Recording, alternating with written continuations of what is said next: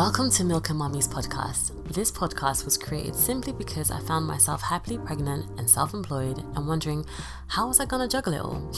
Get comfy as we talk all things motherhood, working for yourself and finding that elusive balance, honestly. Hi.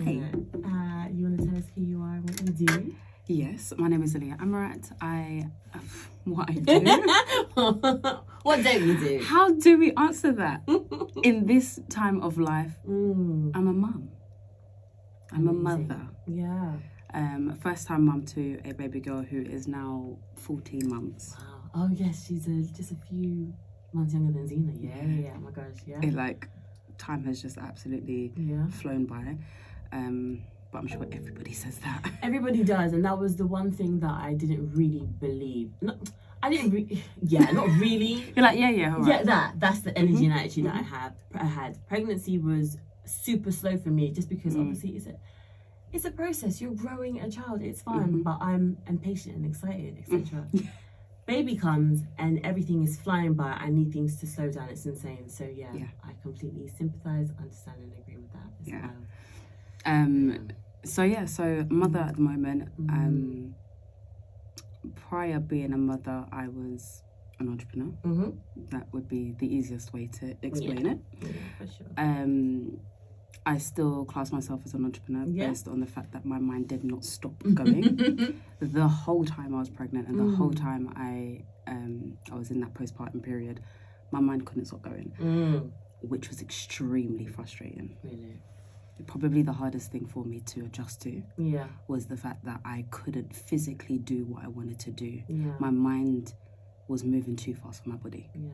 And my mind was also moving too fast for my abilities.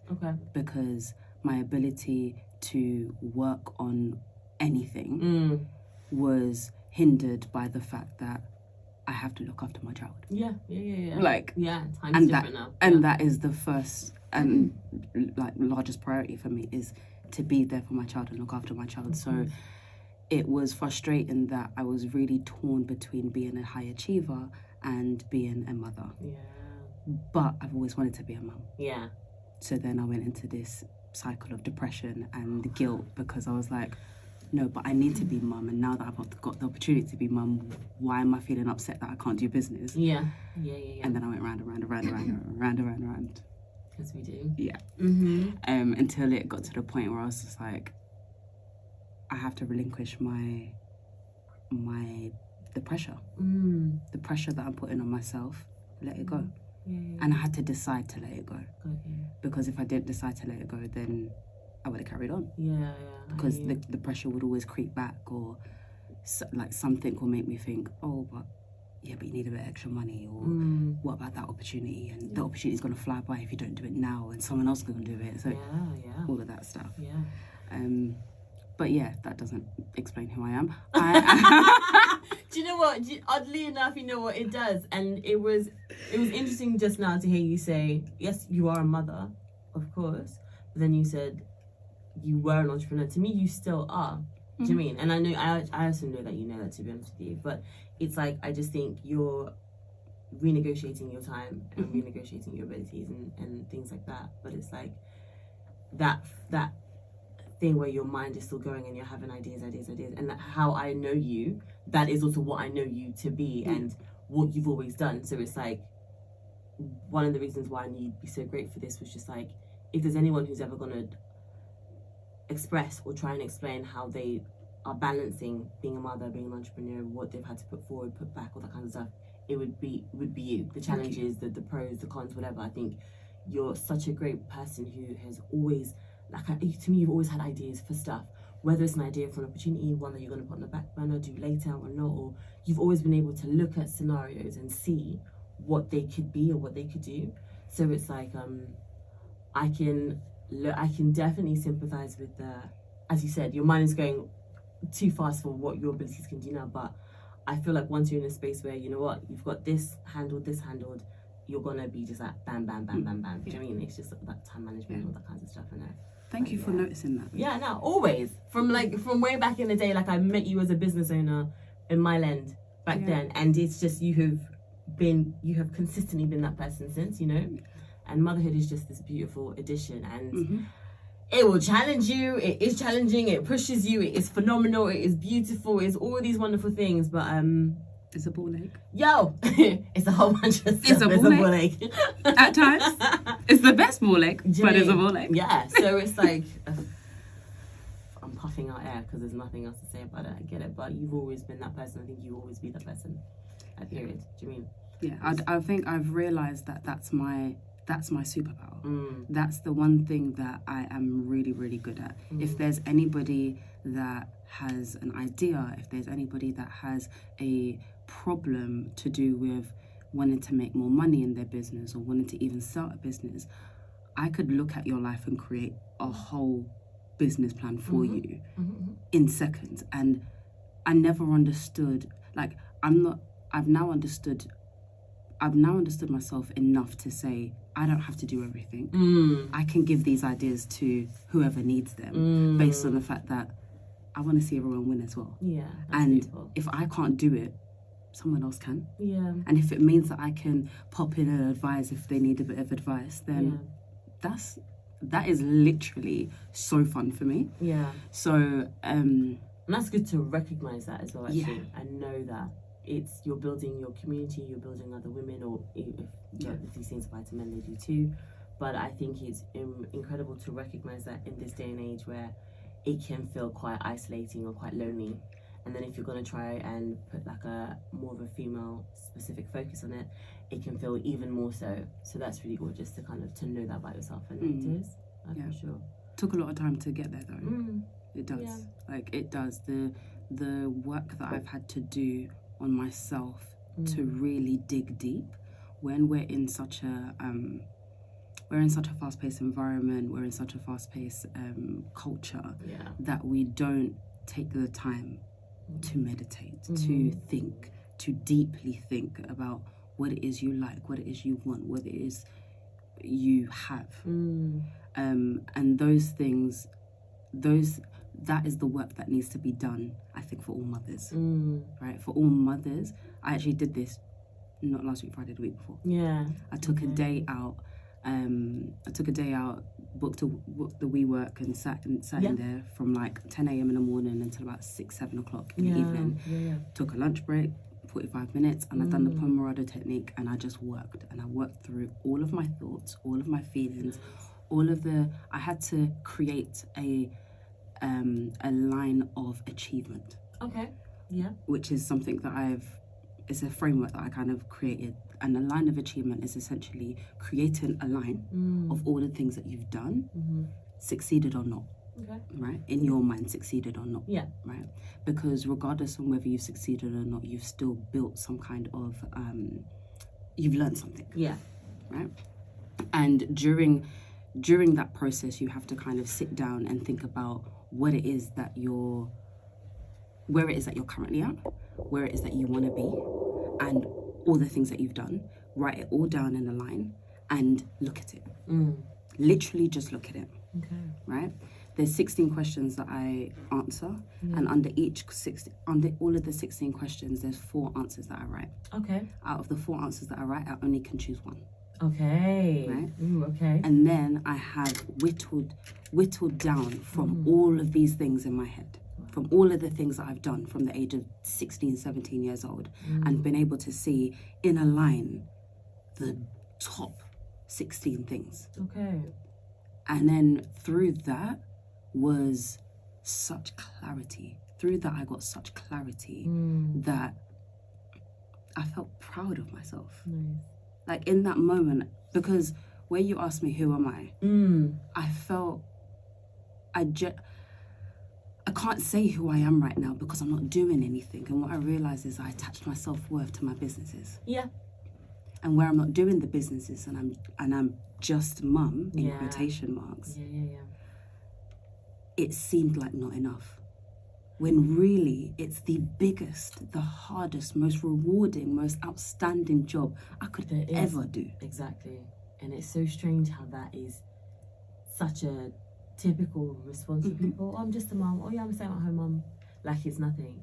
You're raising the next generation. You're raising the next leaders, Do you the mean- next prime ministers, the next doctors, Listen. the next person that's going to cure cancer. And that means you have to put in work. Exactly, and you're pouring into them constantly, trying to make sure you're pouring into yourself as well, pouring into your home, your partner, your extended family, all that kinds of stuff. It's not easy.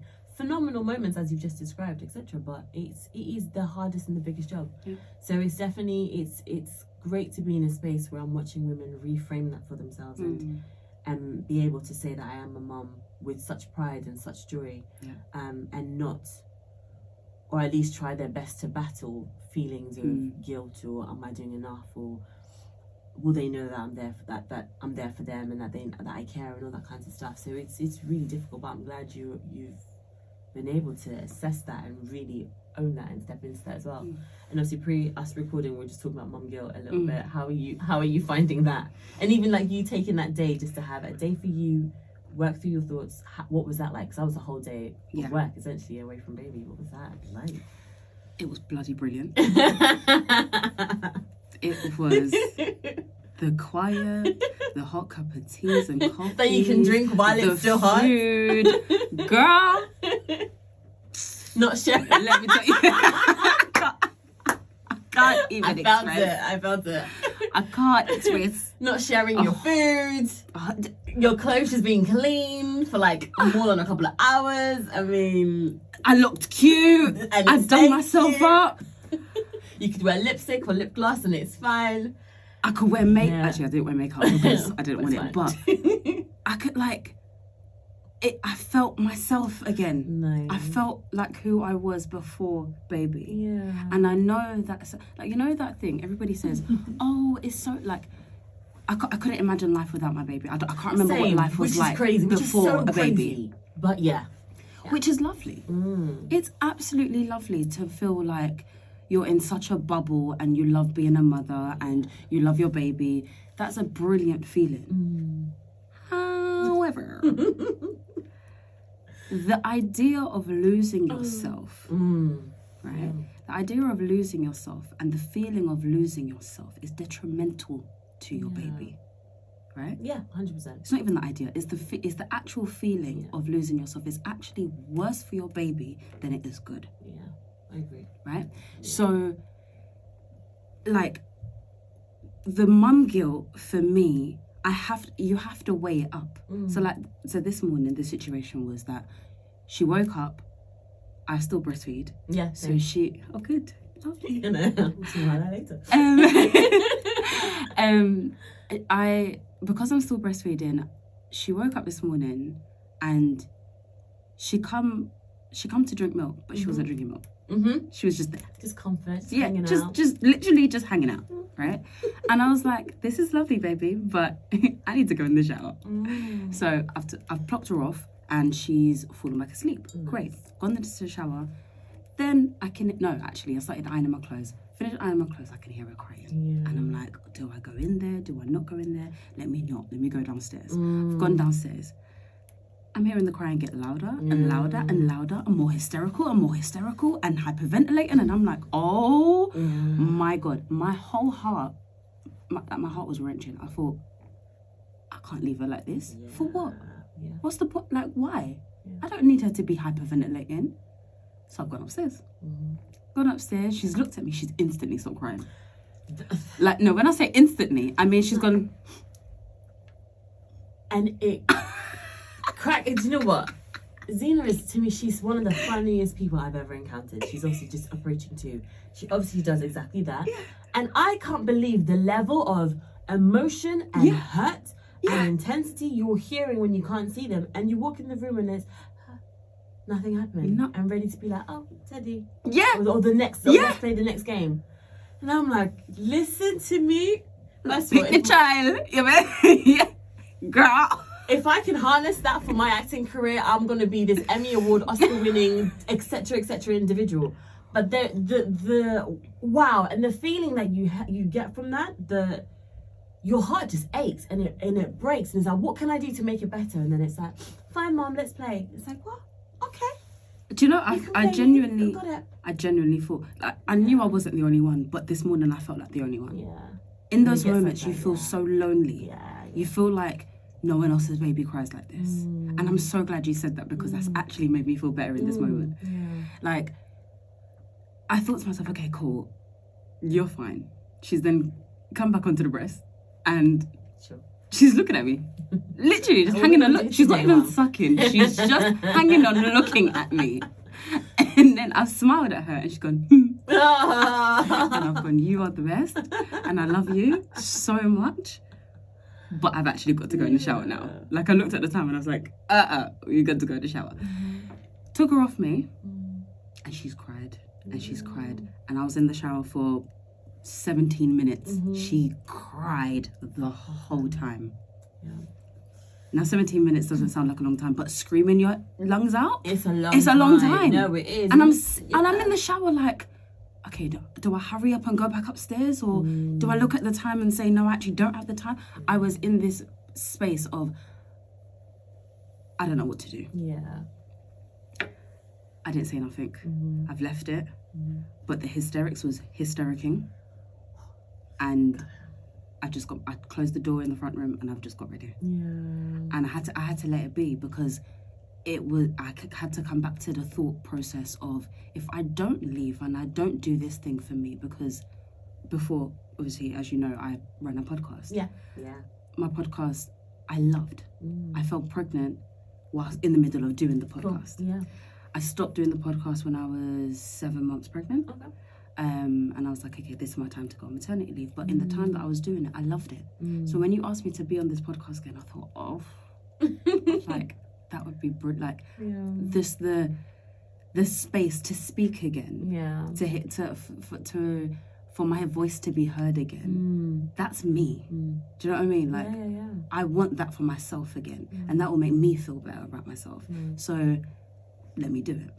And I had to think to myself, if that's going to make me feel better, I'm going to go home and want to be mum. I'm going to go home and want to play with you.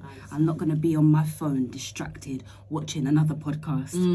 I'm not going to be doing any of that, and I'm going to be present with you when I get back. And this is just a few hours that I'm going to be away, and I'll be back for you. Yeah.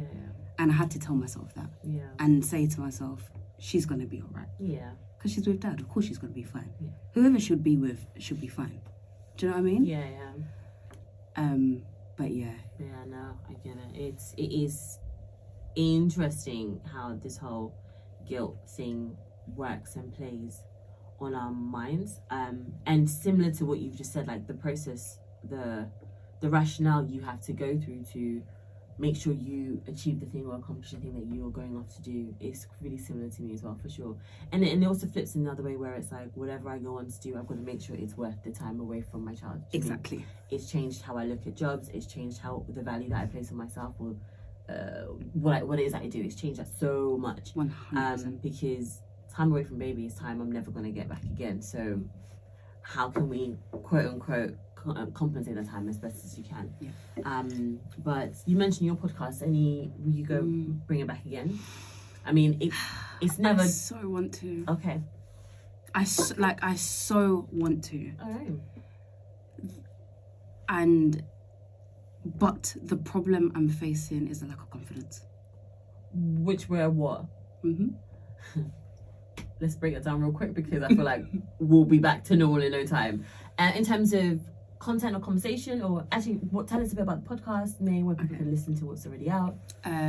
So I've got, I actually don't know how many episodes I've got, but I've done it every single week. Nice. Without fail. We love consistency, every compounding single week, consistency. right? Fantastic. Yes. We've done it every single week by hook or by crook. It's called The Promising Preneur. Let me go back. I don't know what the hell. So the podcast is called The Promising Preneur. Amazing. The Promising Preneur. Play on words of a promising entrepreneur. Awesome. And the idea is that I speak to creative entrepreneurs about their journey to their first 100,000. Nice. Now, the reason why I do that is because when you think about, or when you look at other podcasts to do with business, they generally speak to people that have already got to their millions, right? And the journey to get to their millions is very, the journey from going from 1 million to 5 million to 10 million to 100 million is very different to the journey from 0 to 100,000. Yeah. Right? Mm. Their first 100,000 is the grind. Yeah. Right? And that grind is taken away by hindsight bias. Mm. So where I speak to these entrepreneurs, I speak to them in the actual journey of building their first 100,000. So it gives more practical tips, more relatable tips to people that are starting up their own businesses. Yeah. So essentially, think of the Diary of a CEO, but the step before they get there. Yeah. I absolutely loved it. The conversations were great. Spoke to fashion designers, to musicians, to music managers, to tech entrepreneurs, to beauty tech entrepreneurs, everything, right? And I met some incredible people. We had amazing conversations. But where the lack of confidence comes in for me, and the reason why I feel like the ultimate reason, and that is me being like 100% truthful, saying it's actually not anything else other than a lack of confidence. Because before I was telling myself that I don't have the time for it, and though I don't have the time for it, based on the fact that I'm still breastfeeding, my child doesn't breastfeed during the day as much anymore. So if I'm not there, she's okay. She eats food. Do you know what I mean? And I'll breastfeed in the morning before I go, and in the evening. So that is actually a possibility. So I can't use that as an excuse anymore. It's actually just the lack of confidence, based on the fact that, again, coming back to you asking me, who am I? Tell me a bit about yourself. And my response is, I don't actually know right now. Because I'm in mother mode. And though I'm an entrepreneur, and though I've done businesses in the past, right now, I'm not. I'm just mum. I'm planning businesses that I will be executing within the next few months. However, I'm not there yet. So then for me to be able to speak to entrepreneurs that are doing things, I feel like, who am I? And I know it's a bit of a irrational thought process at this point in time, based on the fact that I have accolades that can hold me. 100%. Right? And it's only this past year and a half that I haven't been in business. I know that. However, it doesn't take away the feeling of not enough confidence to go out there and speak in front of a camera and speak in front of another entrepreneur and have effective and efficient conversations. So that's why I haven't yet started again. And also to touch on that, the hormone imbalances that makes you rethink absolutely everything after having a baby. The moment I fell pregnant, my mind changed. Everything shifted. And it's a very, very normal thing. However, I didn't know it happened. There we go. And you, like many women, wouldn't know until you've gone through the process, because how we're educated about pregnancy, falling pregnant, the befores, the durings, the after, it's the information isn't there unless it isn't there enough. It isn't pushed to us enough. You have to do your own research to be as informed as you can be for certain things. And there's so much information out there. So who do you look at and who do you listen to? Precisely. So But also a lot of the information is actually not about the mental shifts. So it's generally about the backaches and the morning sickness and the all the physical symptoms of pregnancy and postpartum. A lot of it is not to do with the mental shifts. Which is a conversation that I am like that is what Got your bloody thing. What the hell? Welcome to my world, but I get it. That is like, I'm so passionate about this part now because I've gone through it.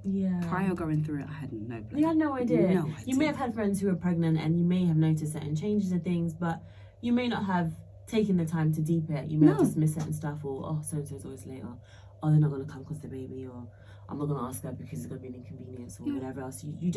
You don't know. And I had to go back and have a few conversations with friends actually where I was like, you know what?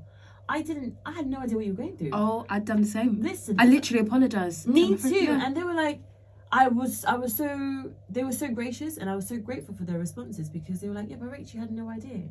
Like you wouldn't even.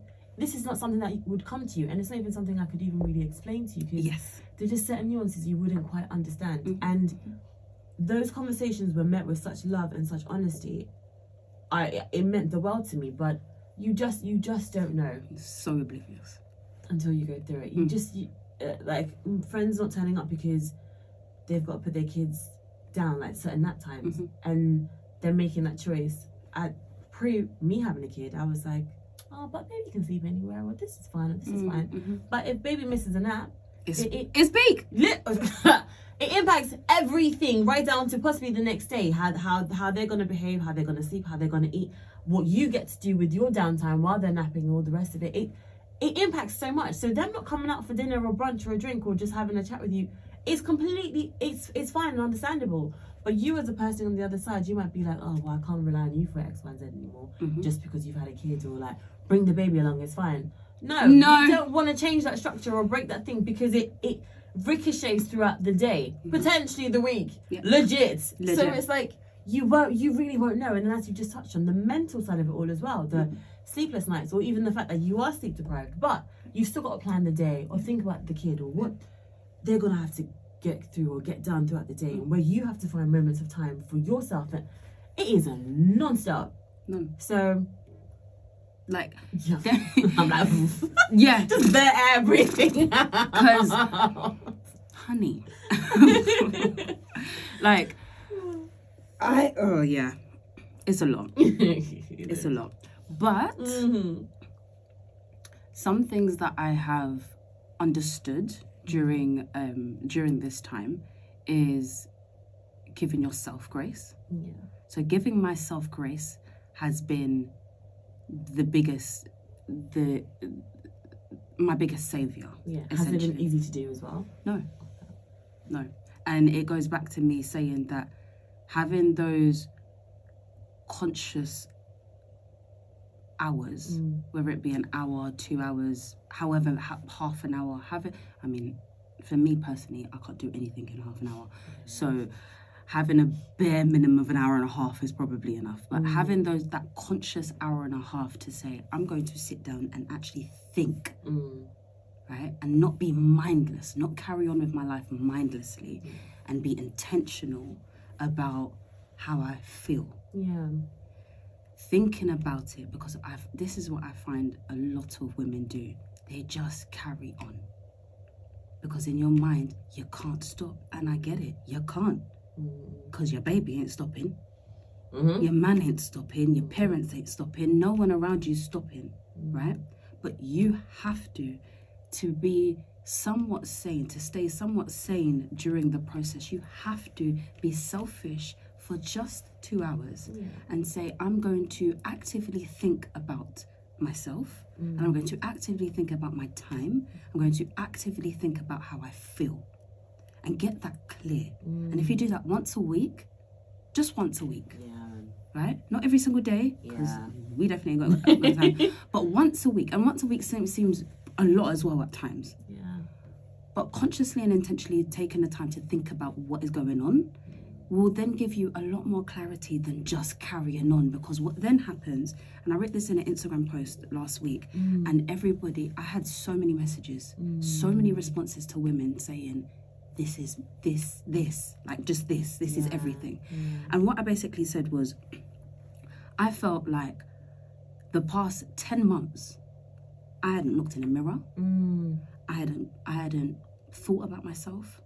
I kept wearing baggy t-shirts and leggings and feeling like a tramp, when that is so far from who I am. So far from who I am. Your fashion, your style. I was wearing black. I was wearing baggy. I was wearing flats.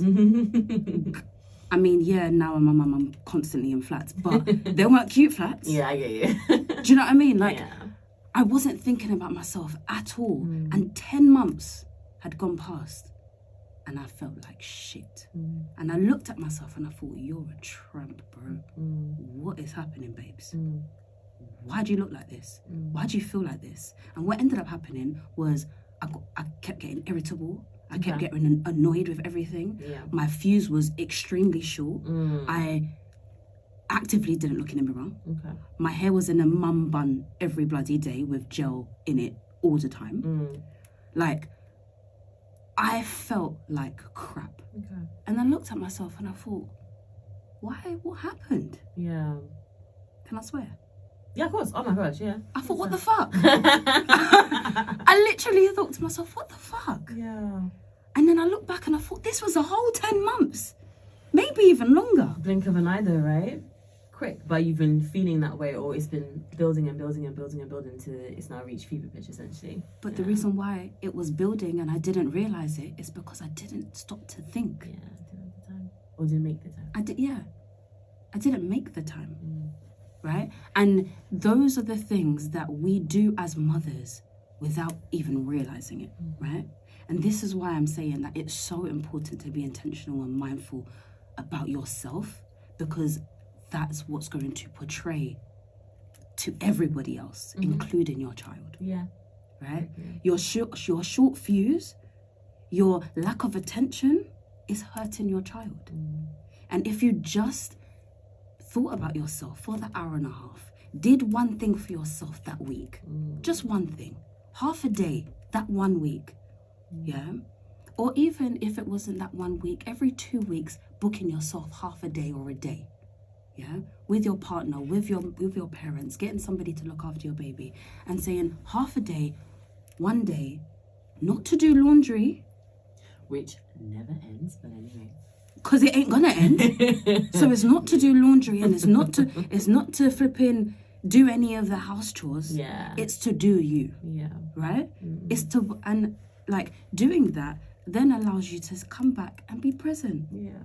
To not be so mad at every second, not be so irritated and resentful. Yeah.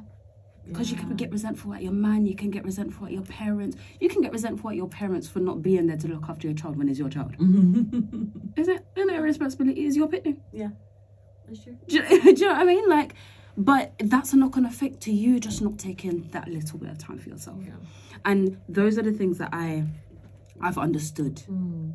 I understand now more than ever. And that started happening to me as soon as my baby got to 1 year old. Okay. Prior 1 year old, I think I was still in the bubble. Yeah. I was still in that, no, but she's still a baby. Then she got to 1 year old and I was like, girl, you can walk. You're trying to talk. You're trying to chat back. Yeah, that. So, okay, you're growing. Okay. And it's like, all right, let me palm you off to your dad now for half the day, because you're all right. You're going to be fine. It's true. It is. It's definitely freeing in a way, I suppose, watching them gain that bit more independence, or understand that a little bit, and you realizing, okay, I can step back a little bit because they're no longer helpless.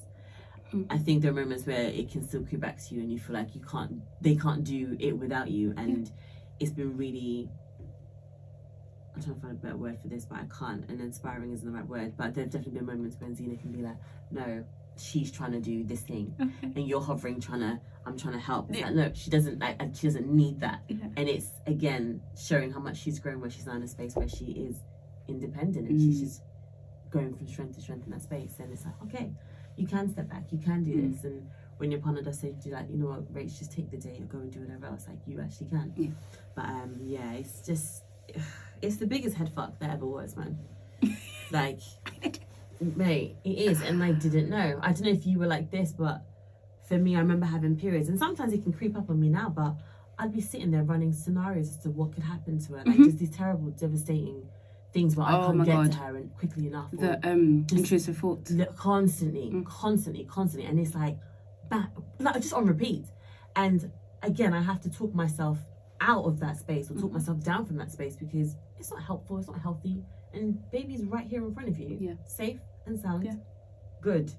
And you're not gonna go surfing with a baby on your back and then there's always do you know what I mean? Some of these scenarios are so ridiculous. It ain't never gonna happen. So chill. So it's just having to kind of reframe and just just get back to reality sometimes. It's just wild. It is the biggest head fuck. So it's great to hear that you took the time to spend on your mental and just put that emphasis on people to take time just to decompress a bit and just breathe. Yeah. Even if it's a walk, man, just try and find those moments. Difficult as it can be, try and find them for sure.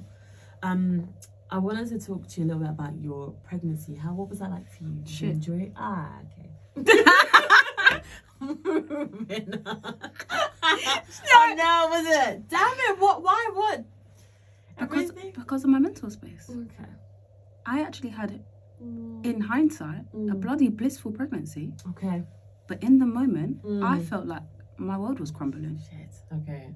Was baby planned or no? Yeah. And so technically yes, she was planned because you knew you wanted to have kids. I knew I wanted to have kids, but I actually asked for the blessing from my grandparents to have a child. That is very beautiful. And that was the moment I said, okay, cool. Because my family's Muslim. I'm a Muslim. Having a baby, and this is very controversial, but having a baby outside of wedlock is a sin. Okay. Right? However, I looked at my life and I looked at when I wanted to have kids and what age I wanted to be, and essentially family planning. Right? I thought about my family planning. I'm in a stable relationship. Lived with my partner for 4 years. So we know exactly how we are. Yeah. So we was in a good space. He also is obviously pushing on as well. And I was like, I don't want you to be no old, grey, crusty dad. So, like, do we get this on? But I love the flip, right? Because normally women are like, the clock's ticking and this. But I love that. He's getting on, so, babe. Yeah. What are we doing? It's your knees, bro. Your knees need to be good. Your back needs everything. It's true. We need them. It's true. So, yeah, it was a moment of family planning. Again, women go through life a bit mindless, and then they get to 30, 40 or 30, 32, 33 and they're like, oh, but I still don't have a man, and I still don't have a baby, and I still don't have this, and I still don't have that.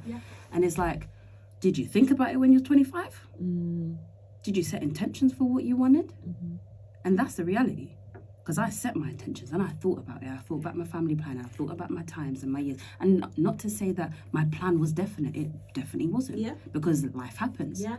And things of life, family, relationships, babies, fertility, all of that is not on your timing, honey.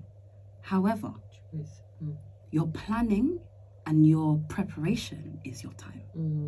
You can start preparing your body.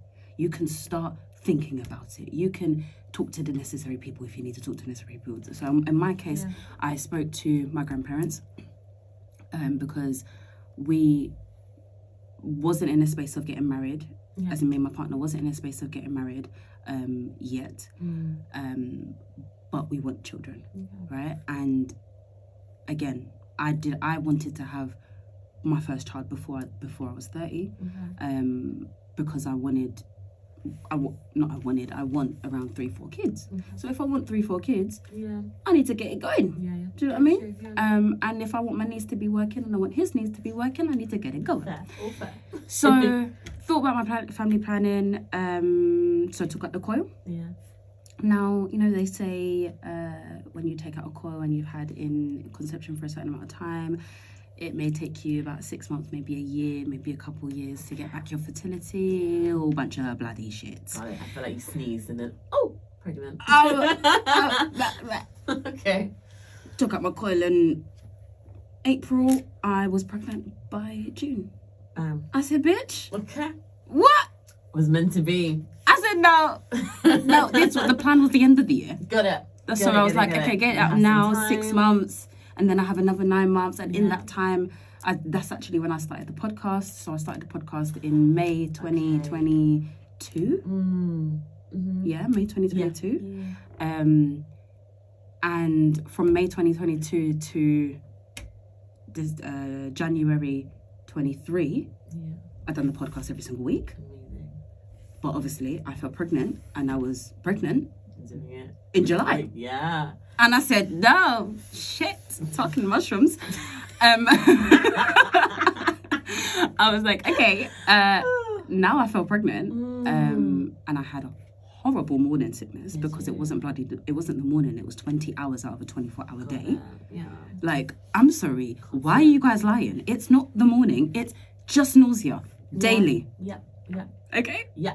And again, another thing through this podcast as well, speaking to other women and my own experience, etc., just things that aren't really highlighted to you or things that people don't talk about. I get there's this whole thing where a bit of baby brain or pregnancy brain where people forget about stuff, because you can bring things up to other women who've had kids and they may be older and they're like, oh my gosh, yeah, I forgot that happened. Yeah, of course. Cool, I get it, but people don't highlight very practical things like morning sickness isn't just situated to the morning. No. And also, you can have morning sickness and still remain nauseous the whole day, the whole time. And you might be someone where it lasts for 3 months, that was me, and some people might have it the whole pregnancy. It just... Yeah, exactly. It's crazy and it's wild. What it is. But people don't really want to share that or forget to tell you. My favourite one was contractions are just like, you know what?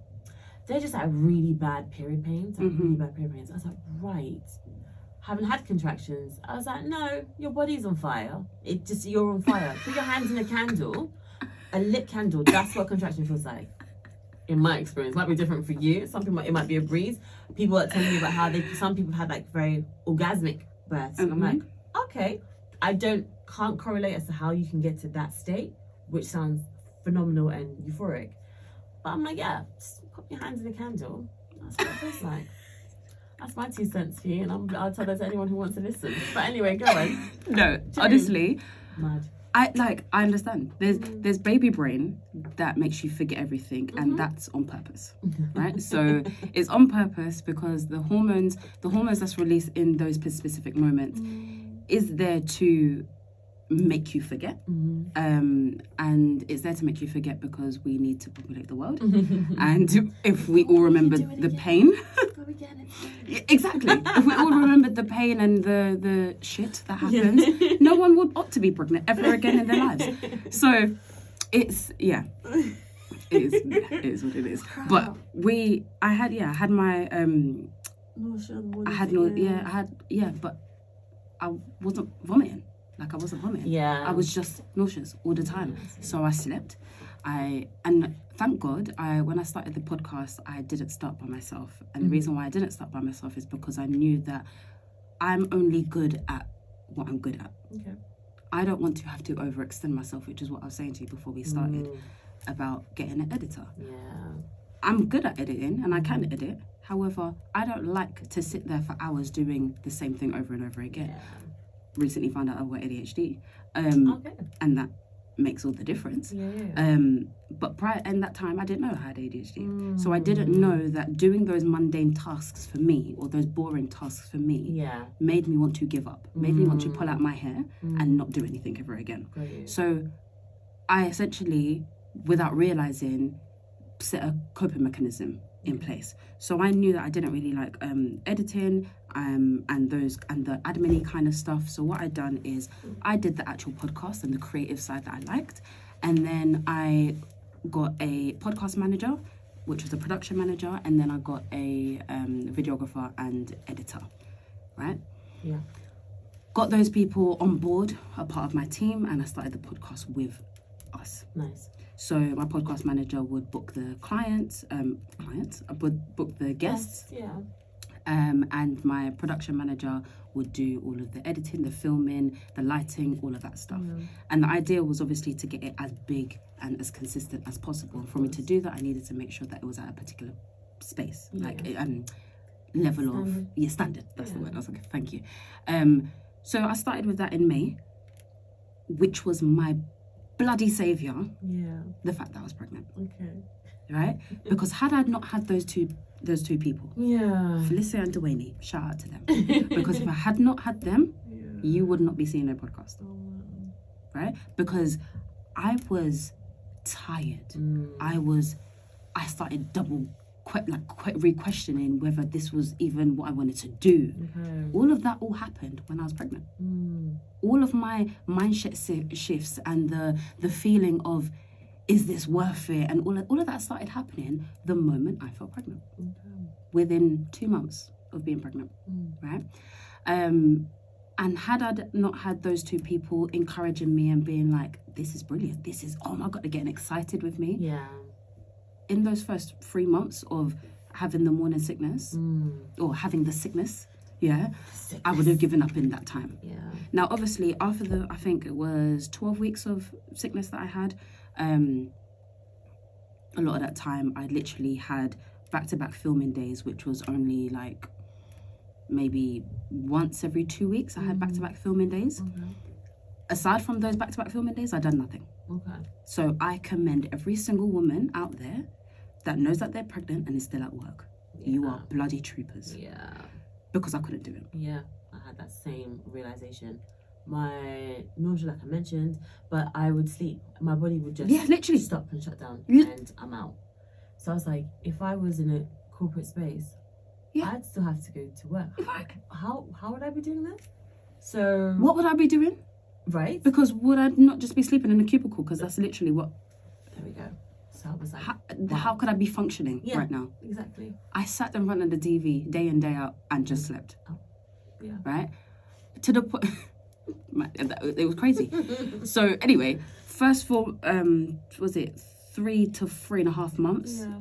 That was my day to day. After that, they were like, yeah, you start getting better. Actually, no, it was 16 weeks, I remember. Okay. Because everyone was like, oh, at 12 weeks it'll go. And I'm like, you lot are liars.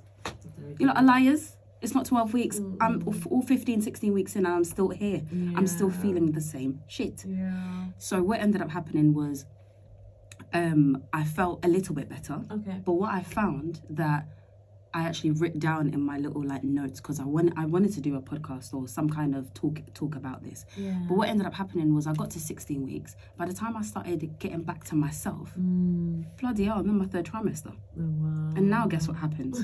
You're exhausted all over again. So that period of being, the blissful 2nd trimester, Yeah.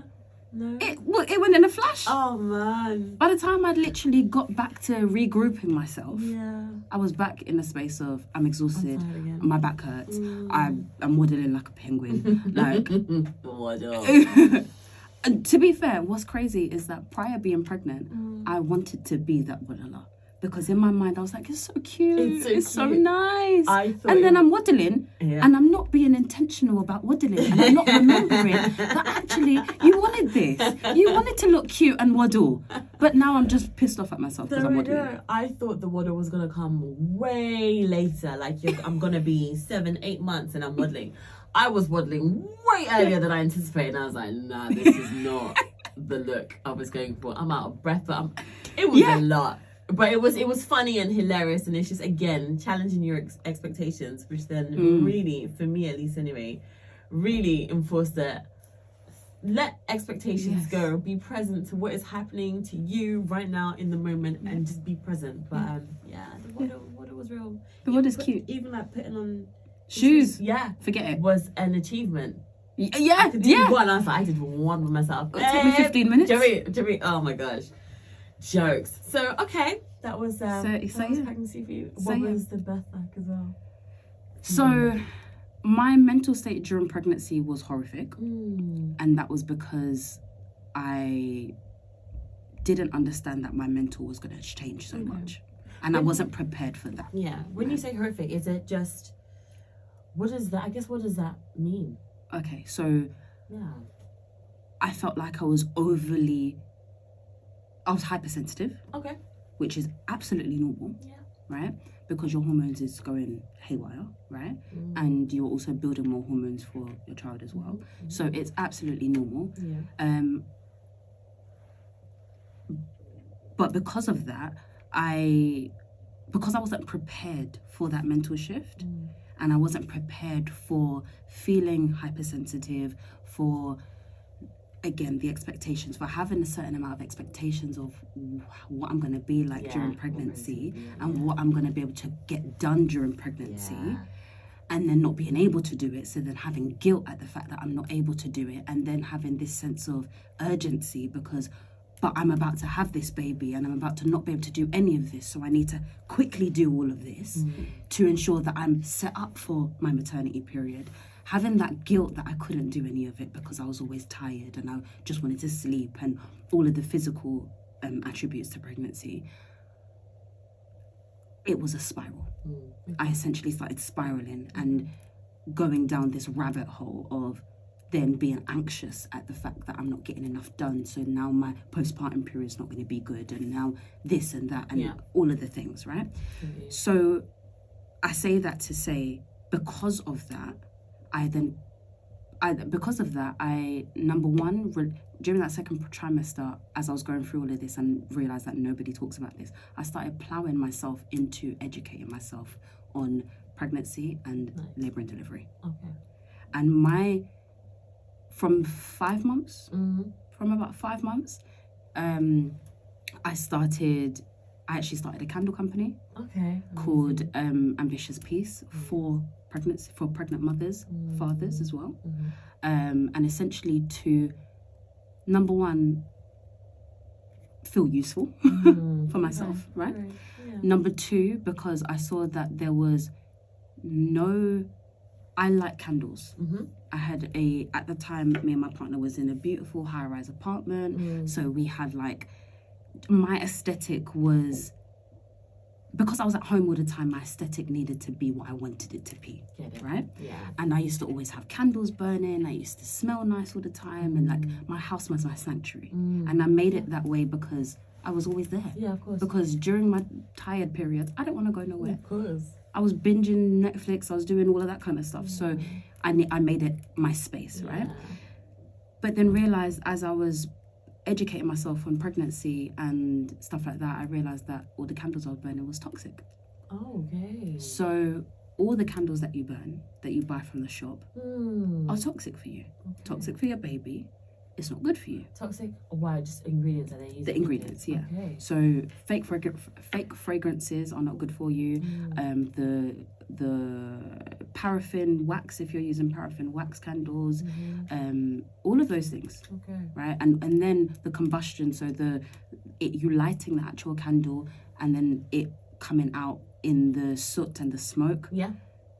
All toxin. Okay. All toxins, right? So when I realized that, I was like, but I need candles. Yeah. This is how I feel a bit better about myself. So what am I gonna do? Then started looking into candles. I started creating candles. So anyway, Ambitious Peace is completely organic and natural candles for pregnant women to help you with nausea relief, to help you with calming yourself, to also help dads to calm themselves after a long day and then having to deal with a pregnant mum when they get home, right? A pregnant wife or missus when they get home. So essentially, I started doing that, and that again was all around me learning about pregnancy, right, and learning about labour and delivery. Through that, aromatherapies. So that then moved me into hypnobirthing. Okay. Nice. That then moved me into the physiology of birth. That then moved me into spending hours and hours and hours only watching positive birth stories. Yeah. The best thing I could have ever done. The single best thing that I could have ever done was educate myself as much as I did on labour and delivery. Because I was like, I'm not going to go into this not knowing what can happen, what to expect, what not to expect, all of those things. Were you apprehensive at all? Or just wanted to be prepared? Okay, cool. That's good. But no, I wanted to be ultra prepared because I wasn't ultra prepared for pregnancy. So that feeling down constantly during pregnancy was like, no, you ain't going to feel down during labour and delivery. You're going to love this shit, so you're going to learn about it. Because I realised that it was because I didn't know about pregnancy why all of this happened to me. Because had I just known it was the potential to happen, I would have been fine. I would have been like, okay, cool, no problem. I knew that nausea wasn't in the mornings only. I knew that I potentially was going to be tired all the time. I knew that my hormones were going to shift, and I can then give myself grace because I know. Yeah.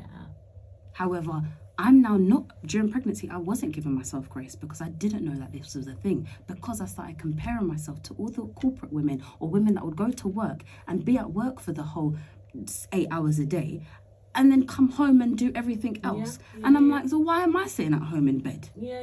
What's wrong with me?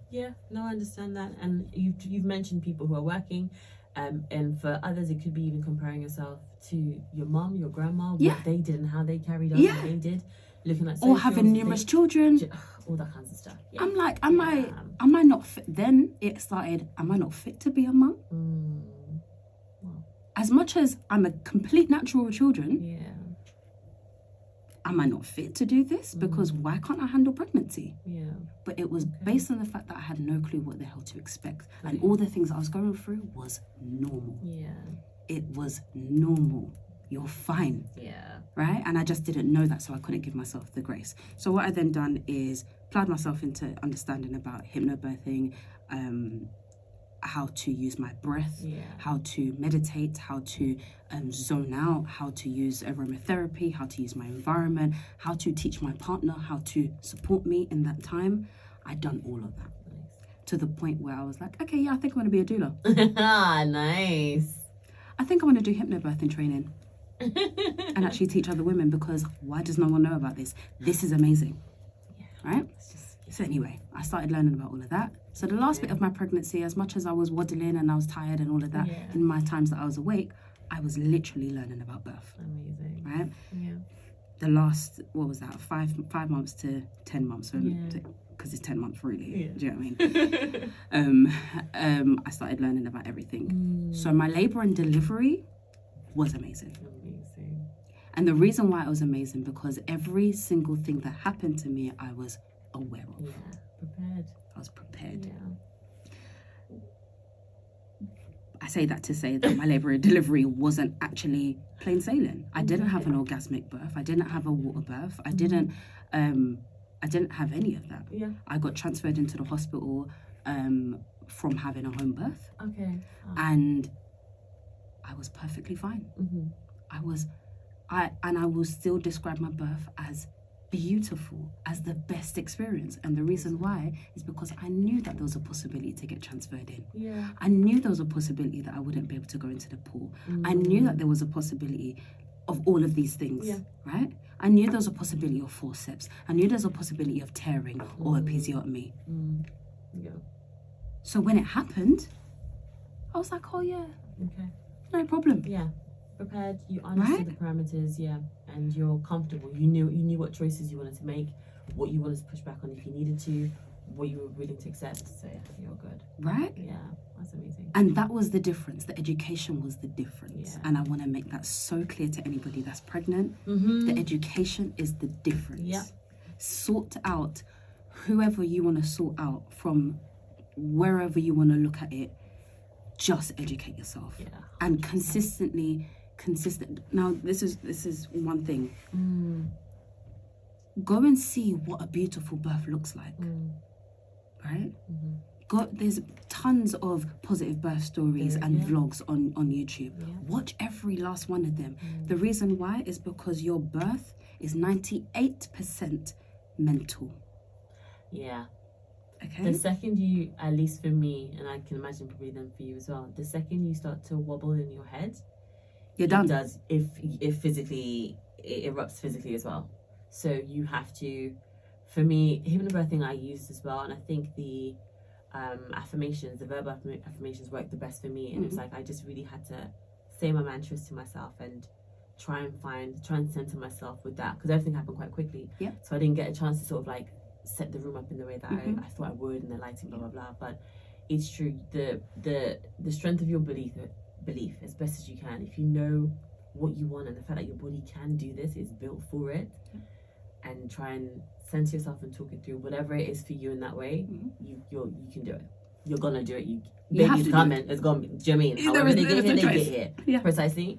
But it just changes your experience, as you're saying. Yeah, exactly. For sure. Now, this is the thing that is the catalyst, right? Exactly what you said. The moment you come off of your kind of your baseline, your calm baseline, right? Everything can have a cascade effect. Okay, so that's why I say, obviously, don't take me for literal when I say 98%, right? That is mental, but that is how profound your mind is, right? Because when you think about it, pain only happens in the mind. Yeah. Pain is actually not physical, right? Pain is only mental. That's facts. So if your mind is at a baseline, breathing, your mind is calm and centered, the pain doesn't feel as bad. Okay? So essentially what happened, I opted for a home birth because having a home birth is statistically more safer. Yeah. Statistically, and also you can control that environment a lot more. So when you said that it happened really fast, so you couldn't get your environment the way you wanted it to. Yeah. If you're at home, your environment is set. Yeah. Right? Because you set that environment on a daily basis. So that was my thing. Yeah. Everything hypnobirthing essentially, if nobody doesn't know about it, it uses your senses. It uses all of your senses to be able to ground you and keep you at a calm level baseline. And essentially it uses your ability to go into self-hypnosis that then allows you to stay centered and calm throughout those intense feelings, right? And using your partner, using touch, using sound, using smell, using lighting, all of those things factor into you staying at a baseline of calmness, right? Now, educating your partner, extremely important. Educating yourself, extremely important. What then happened for me is my whole environment was set. The day I actually went into labour was 2 weeks after my due date. Okay. Yeah. Now I'm putting quotation marks on due date because due date is not real. There we go. Okay. Yeah. Technically speaking, majority of people give birth after 31 weeks, right? There is only around, I think, don't 100% quote me on this, but it's around 20%. Yeah. Yeah. It might even be less than that of people that actually go into labour on their due date. Yeah. Which doesn't make that normal. Yeah, it's actually not normal to go rare, into labour right? on your due date. Yeah, exactly. So take that out of your mind. Yeah. Forget it. Literally. So I went into labour 11 days after the day that was my due date. And obviously I was completely over pregnancy at the time.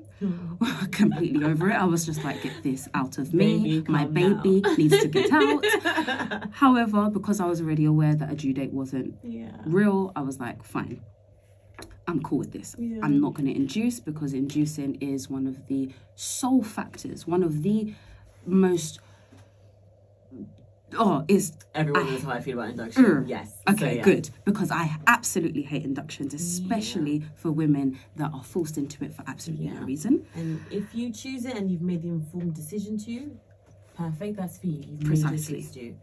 However, educate yourself on what inductions actually entail. Now, inducing yourself increases your risks of cesareans, it increases your risk of basically point blank. That's a whole other story. Point blank, you're built to birth. Your baby's not going to stay in your vagina, in your womb. No. Not in your vagina. We're like, oh, I'm just hanging out here. That's nice. But yeah, like your baby's not going to stay there. Your baby's going to come out. Okay? So, because your baby's going to come out, you have to trust your body and trust your baby. Your baby is also a human being, meaning that they have the innate ability to have profound human abilities, right? So, I didn't do an induction. I then was doing my nails on the day that I went to labour. Oh, really? I had somebody to come over. I had one of my friends, Ellen, come over and do my nails because I was like, I'm not going into labour with my nails crusty and my nails are not looking cute right now. So I was sitting there doing my nails and we wasn't using crazy toxins and all that kind of stuff. But whilst I was doing my nails, I'm feeling these twinges and I'm like, oh, I don't know what this is. And my partner's gone, because my partner was very educated, because I told him everything. And I made him literally watch every birth vlog, everything.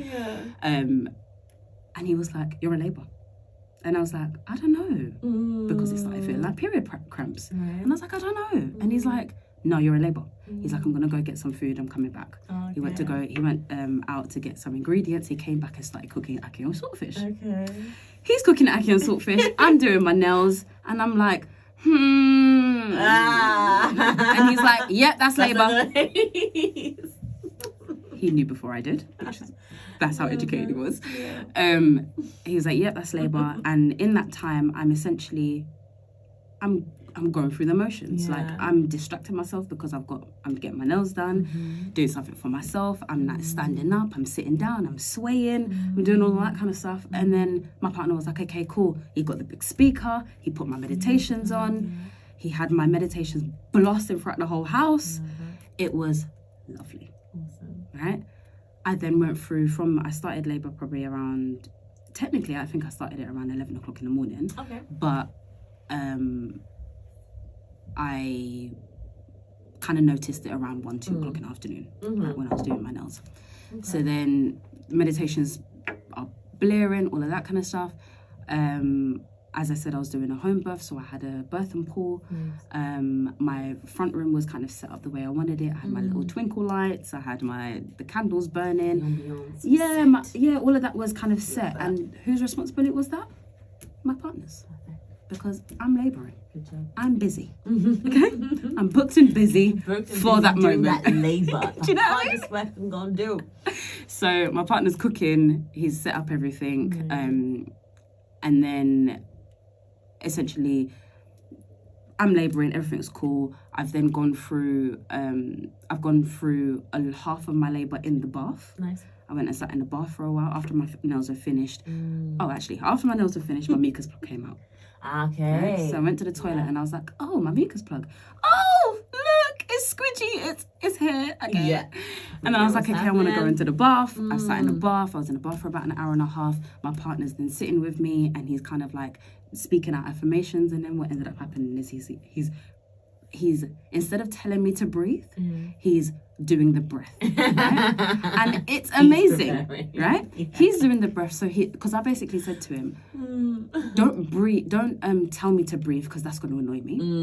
Now, this is one thing to note. When you're going through your labour, all the preparation you do, right? All the learning that you do, make sure your partner knows all the things that you're supposed to be doing, breathing, words of affirmation, all of that kind of stuff, yeah? And then tell your partner to do them. However, if you know how you handle pain anyway, if you know how you handle your period pains, if you have serious period pains, if you know how you handle pain, it's generally how you're going to handle birth. Yeah? I think that's a fair.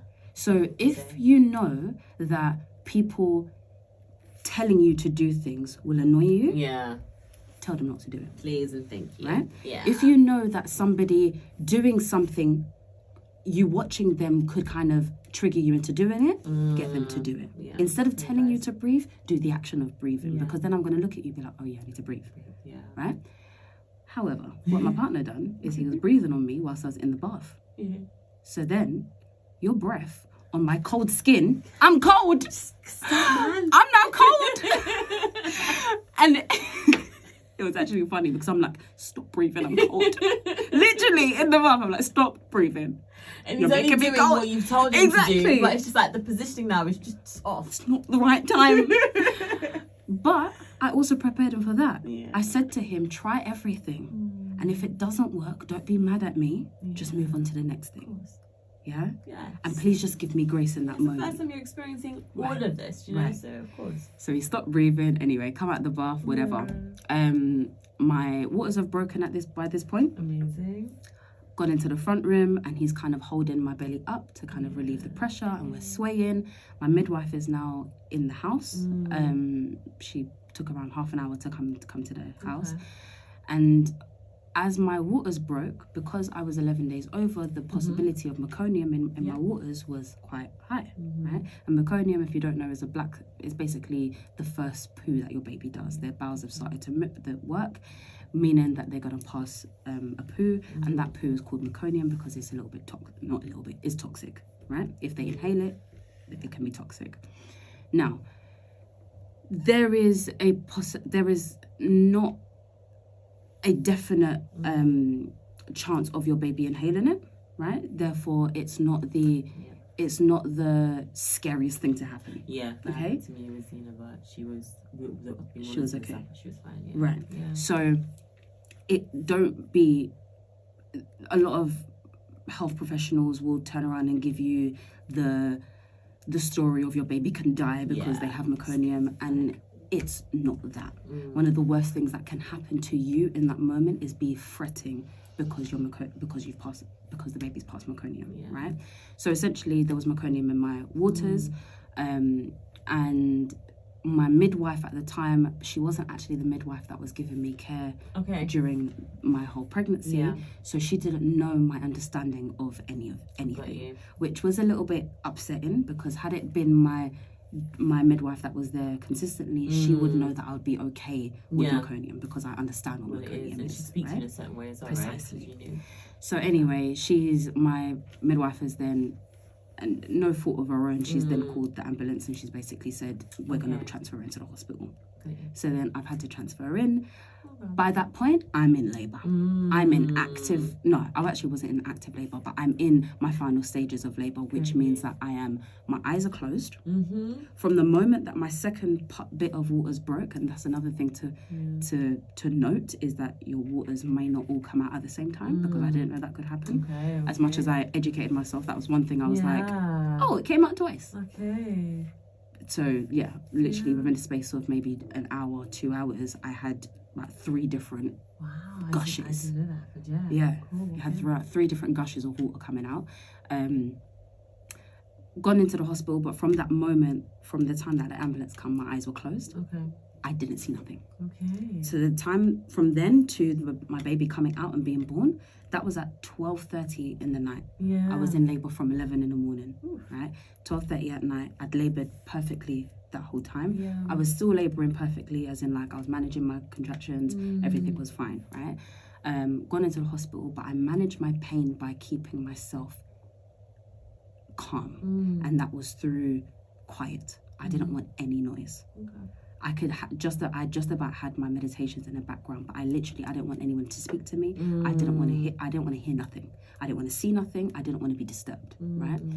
I went into a state of hypnosis, because from that moment to the time of my baby coming out, I didn't see or feel anything. I'm always so curious to understand how hypnobirthing worked for people. For me, I think the best part for me was definitely music and affirmations, but those are 2 things that I can kind of say that clearly worked for me. Everything else I don't think worked for me that well. But again, my labour was very quick. My waters popped at 6 a.m. I was asleep. I woke up to the sound of popping. Gushed, amazing, and then the pain still ramped up. And from the midwife's experience, what they had to say to me was like, I'm the kind of person who would give birth quite quickly. So if you get pregnant again, the second your water breaks, understand it's happening very quickly for you. Do a home birth next time. Do a home birth next time. I'm tempted to. The only reason why I didn't this time around was because I discovered that I had fibroids. So there was a concern that I may have more bleeding. Because there was a fibroid that was growing with Zena. So I have 3, 2 that they're all really tiny, but 1 that was growing as baby was growing. So they were worried that it could potentially block the exit. So I knew that everything was going to be, I wanted a natural delivery, but there was a potential of a cesarean, but I didn't think that would be the way to go. But I was aware of, okay, there may be things that might change on the day, and I won't let me be prepared for everything, but natural is where we're going. So that was the concern. But going through the whole process and seeing how much blood there was and all the rest of it, nobody was concerned. All the midwives were amazing, chill, no stress. The only quote unquote stress that I had was just I could tell who was very seasoned midwives and who was quite new and fresh. So there was just a slight difference in approaches, but it was nice having the seasoned midwives kind of giving them the opportunity to also work, because they need to have the experience, but being able to kind of their final say so was the thing that needed, or making sure that I felt heard in the space. And so that was really, really great to kind of go through. Why did I start telling you this? Why was I talking about this? Hypnobirthing. Yes. Right. Woo! But so for me, those are the only 2 things that worked really well. But I think if I had the chance to set up the space and have the smells and all the rest of it, I wonder if I'd have a different relationship with it. So it's really nice hearing how much you were able to be in the space of self-hypnosis and really stay grounded in that space. That's really cool. So, me going into self-hypnosis, I actually didn't have anything set up. Meaning, I went into the hospital. The time that I was in self-hypnosis, I was in the hospital. There was no smells. So that was just home, and you didn't reset up. Exactly. Got Right? you. Okay. So what self-hypnosis is using those things, sight, smell, touch, environment, as your triggers to put you into the hypnosis, right? Yeah. Now, what a lot of people don't realize is the more you practice prior, is the deeper and quicker you'll go into self-hypnosis. So if you don't practice, you won't do it. Doesn't matter what you've set up around you, it won't happen. Yeah, and affirmations was the biggest thing that I did. Yeah. So that, with you just explaining it like that makes the most sense. Right? Yeah. So that's what, those are the things, neurologically, what happens in our mind is that if we are accustomed to doing something, and we are accustomed to being triggered by a certain thing, so we are triggered by our environment and the things that we've set in place. If you do that same thing every single day for what I did, I done 5 months of it. Yeah. Maybe I didn't do every single day, but 5 days out of 7 days every single week, right? You naturally put yourself into self-hypnosis. Because what then you also don't realize is that self-hypnosis you go into every single day. When you drive a car, you're in self-hypnosis. When you do things that you constantly do without thinking about it. Have you ever kind of had the moment where you drive, don't you? Yeah. So when you're driving and you're going, so you're doing the drive to your mum's house. Yeah. And you don't even blink. You're just doing it, and then you're like, oh wait, how did I get here? Yeah. Because you know the way, you know what's happening. That's you putting yourself in a state of self-hypnosis, right?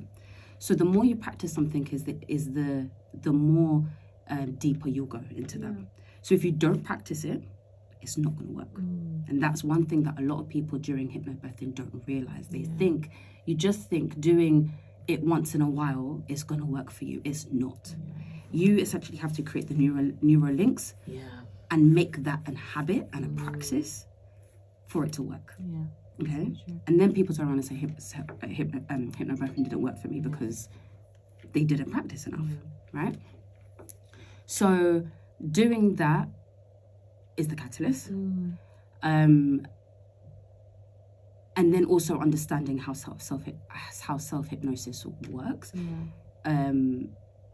will also kind of help you to do it more as well. So a lot of people don't learn what self-hypnosis is doing to you. You only learn what hypnobirthing is. Right? And it's half the picture. If you understood how your mind literally works, then it becomes much easier to understand. Which becomes then much easier for it to come into place. What I really am appreciating right now as well, though, is how it's becoming part of a regular conversation. So many people are saying hypnobirthing when they're talking about pregnancy and labour, all that kinds of stuff. So I hope it's also translating to them, as you just said, doing deeper research to understand how it impacts the mind and how it impacts the body, just so that they have a better handle on it.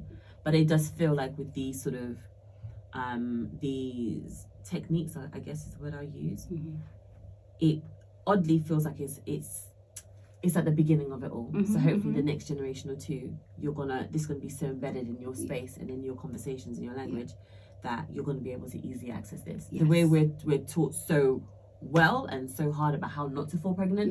Don't do it. I hope we have the same energy, or we get that space on how you can handle birth, or what it means to fall pregnant, and how to handle labour as well. So that's true. Just as you said, understanding the deeper connections to this research and this practice. Do you know what? That's is 100% right that you've said that. Like, I really, really do hope that the conversation shifts from having such a fear of birth to birth can actually be beautiful. 100%. Like, and then also using your excitement to carry you through the birth, because that's definitely what I done as well. So during that time that I was essentially in self-hypnosis, in that time, and I will say to you, during my active labor, the last hour, I ended up having an episiotomy. I ended up having forceps. So it was an assisted birth.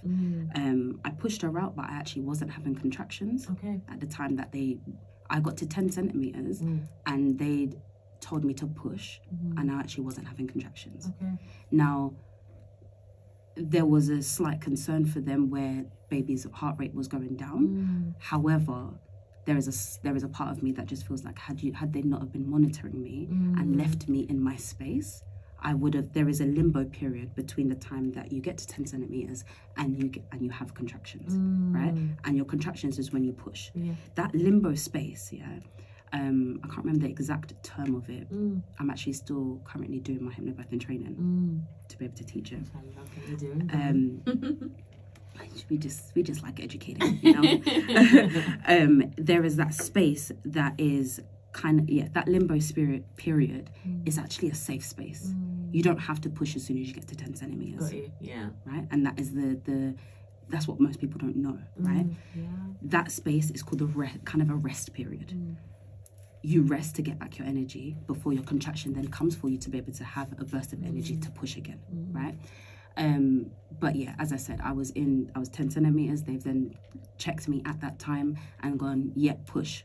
I wasn't ready. Okay. Right. So then during the time that I wasn't ready, they've got me pushing. I'm now straining. Nothing's actually happening because there's no contraction to help it. So they started panicking, and that panic led to a cascade of events. And that cascade of events was, they tried to take me out of the self-hypnosis by blaring the lights and 20 million people rushing in and this massive panic happening, right? But I stayed in my hypnosis throughout the whole thing. And again, that was because I practiced so hard on it, right? And there is actually no way for you not to stay in self-hypnosis if you are practiced enough. Because that is just how our mind works, right? So anyway, I've got to pushing her out. It was fine. Obviously had like episiotomy, yes. What's it called? Forceps, yes. However, she's come out. And she was absolutely fine. Well, at the time of her coming out, she did come out a little bit limped because she wasn't breathing for a second, but it was fine. It happens. Do you know what I mean? It was fine. I still came away thinking that was the best thing I've ever done. I still came away thinking I am the most powerful woman I have ever encountered. No one is like me. Like, that's literally how I felt. And that was profound. Empowering, right? Just phenomenal. Just so empowering. So she's come on to me, and I was in a world of bliss, right? Then, my placenta, they didn't give me any time to allow my placenta to come out. So they've put me in theatre, and literally within an hour, my placenta was manually taken out. Right. Which I was fuming about, but it is what it is. And then, Okay, all right. Is what it is. Got into recovery anyway. And we've come out the other side, and everything was fine after that. When I say everything was fine, as in like postpartum started. And I loved it. And I loved it because I was informed, I was empowered, I was excited. And one thing that I really, really would like to get across is the feeling of panic and adrenaline is exactly the same feeling as excitement. Right? It's just a reframed version. So if we all understand that the moment we lose control, if you have the people around you to say to you, how exciting is it that you're about to give birth, you're about to see your baby, your panic could potentially instantly reframe. And you can get right back on course. Guys, I'm just sitting here nodding my head, like, because Aahliyah's just saying, it's just speaking pure sense, pure fact, and it's so true. The power of words. The power of people around you. Like, your support system in that moment is extremely important. So choose wisely. Right? 100%. But that I need everybody to understand is that your mind cannot tell the difference between panic and excitement. It's just a reframing. Right? So, and then another thing that hypnobirthing will teach you is that adrenaline and oxytocin cannot coincide in your body at the same time. right? It's either you feel panic, which is adrenaline, or Yeah. it's either you feel calm and excited, which is Excitement. oxytocin. Yeah. They cannot coexist at the same time. So choose wisely, folks. So that basically gives you all of the hope, and all of anything that you need to know is right there. If you stay in a calm perspective and in a calm environment, you will not build adrenaline because it can't come into your body because oxytocin is taken over. It's in that space for you. Yeah. That means you are able to have a beautiful birth. You are able to have a blissful birth, regardless. Yeah, which is absolutely gorgeous, man. What's been your biggest? Gosh, do you know what? There's so many things I want to ask you, and I feel like part 2 is going to be required. Easily, it has to be. But I wanted to ask you, what's been your biggest love, takeaway, or biggest struggle in motherhood? I feel like we've touched on all. I feel like you have, but just if you just to summarize it. Yeah, or like, I don't know. Biggest love is that there is, for me personally, there is no other feeling. There is no other feeling better than the feeling of being needed. Okay. My baby needs me. Right? Yeah. And I think that is because it doesn't do this, but there is a part of feeling needed that relates to my childhood. Okay. And I think having a baby and having my girl need me as much as she does heals a part of my childhood. Okay. Right? And that for me is the best part. Okay. Is the feeling of being needed and wanted. Yeah. And there is nobody else that's going to need you more than your baby. 100%. Right? And that makes me feel so empowered. It makes me feel so wanted. Right? Yeah. So that's the best part of being a mother for me. And the worst part of being a mother is dealing with my ADHD. Okay. And managing my ADHD. Yeah. That has recently been diagnosed. Well, at least you've been recently told about, right? Yeah. That I've recently understood about myself. Got you. Dealing with the overstimulation because that affects the ADHD part of me. The dealing with the feeling like I have to do the mundane tasks because motherhood is very mundane in terms of it's day in, day out, the same things generally. Yeah.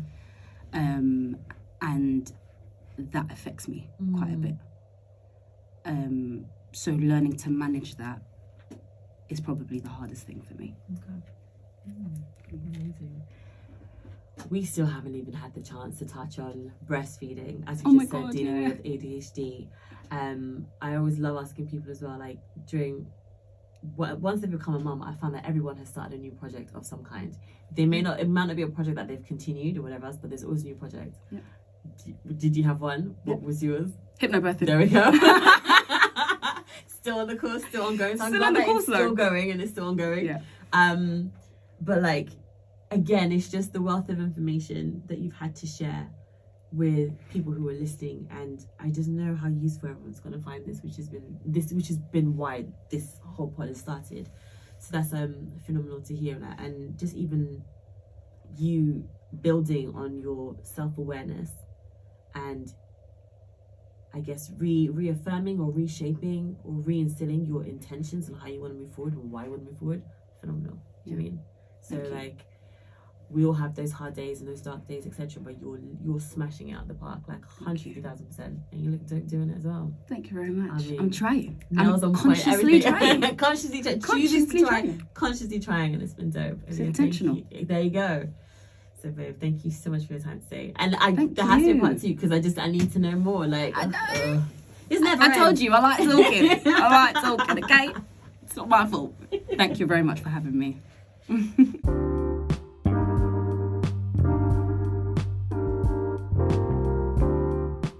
Hey loves, before we sign off, just a quick note to remind you that everything shared on this episode is based on personal research and personal experiences, lived experiences.